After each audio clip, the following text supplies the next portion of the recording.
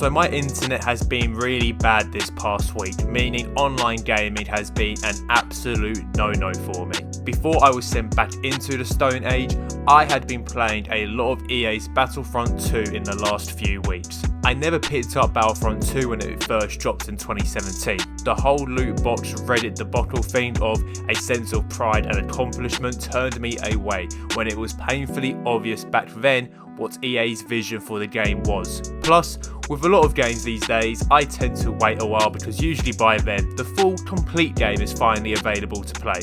As I've been playing Battlefront 2 in my internetless cave, I can't help but feel that Battlefront 2 was a massively missed opportunity by DICE and EA in delivering one of the best FPS games in the past decade, and here's why. Before I begin, I'd really appreciate it if you took this time to quickly subscribe to the channel. Thanks. Anyways, let me first start by saying that Battlefront 2 is an incredible FPS. It runs absolutely amazing on my H1060 graphics cards, and like every DICE game, it looks visually stunning too. The maps look incredible, with Geonosis during a sandstorm a definite highlight for me. Honestly, I could spend hours going through each map and just admiring the environments that DICE has created. The sound design is also on point, from the sound of shooting blasters, the panic created when hearing a lightsaber slaughtering teammates in the distance, and the music itself. Top stuff. The range of classes to choose from depending on the faction is diverse and it's fun to master. Shout out to the Super Battle Droid. I just want DICE to add a mechanic that lets me bump those twiglet droids out of the way whilst I unleash fucking hell with my rapid blaster and wrist rockets. I like the cards available to each class and hero as well. With the sheer amount of them and the progression needed on each card, it's fun mixing the cards up and finding the best combination that suits your playstyle. But you didn't come here and watch this video to hear me say all this. Firstly, why is there such a lack of heroes and villains to choose from? In Battlefront 2 2005, there were up to 17 heroes and villains. 12 years later, that number increased by a grand total of 5. But really, I feel like I should discount BB-8 and its evil clone version, and Aidin Versio was an original character from the campaign. So with those exclusions aside, we've technically only got 3 more heroes and villains to play from. Why were fan favourites such as Qui-Gon, Mace Windu, Ahsoka, Jango Fett, Ventress, Cad Bane, Grand Master Luke, and fucking Snoke all omitted?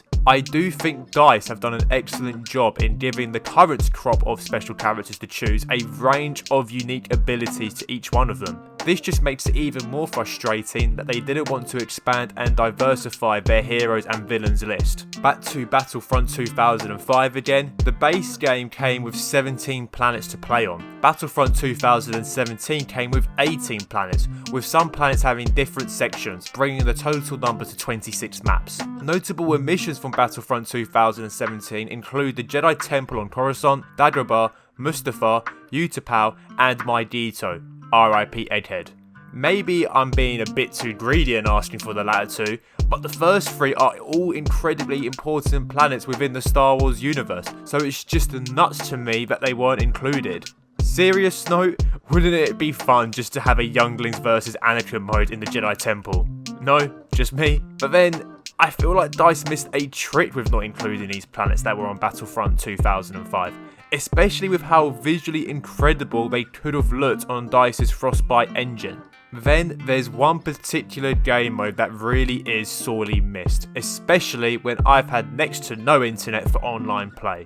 Where the fuck is Galactic Conquest? For me, Galactic Conquest is Battlefront. It brought a whole new dynamic to the FPS genre with the strategy elements it's introduced. You could easily make Galactic Conquest an online game mode that lets you play with friends, save it, and pick it up again whenever you want to play. Imagine splitting up into 2 teams, nominating a commander who's responsible for where your flagship goes, and battling with the other team for galactic supremacy. Galactic Conquest was a staple game mode in the original Battlefront series, and it makes me so sad that DICE have omitted it entirely from their own Battlefront series. DICE did deliver a very solid game in Battlefront 2, but it's hard to ignore all these omissions that featured on the 2005 version of the game. With DICE no longer supporting Battlefront 2, I can't help but feel they've missed a serious opportunity in creating a masterpiece of a game. Let me know down in the comments what features, characters and maps you would have loved to have seen in Battlefront 2,